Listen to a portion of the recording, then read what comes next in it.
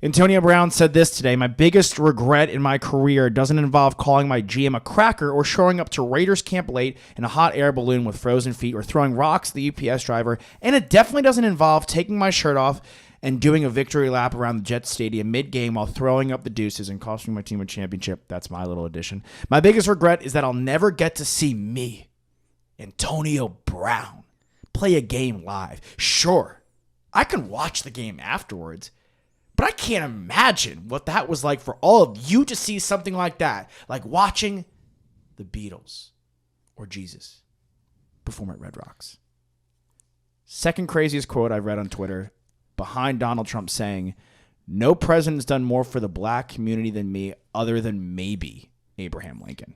Talk about a monologue, huh? I mean, if you're new to an acting class, folks, look no further. Just look at the Antonio Brown tweet and use that as your monologue. It's a good one for your first class. It's a good one. We all thought, everyone thinks this is epic, but Toss, you brought up a great point before we got on, and I would love for you to make that here for the people viewing at home. Yeah, to me, it has to do with athletes and how much time they put into mastering their craft. Yeah. And not only athletes, but anyone, whether you're a painter or an actor, like Nick was just alluding to, a monologue, or a businessman, you work really, really hard. And yes, you get a lot of fulfillment from other people saying that you are great, from fans watching you in the stands, but nothing feels better than knowing that you put in that work and succeeding in your own head.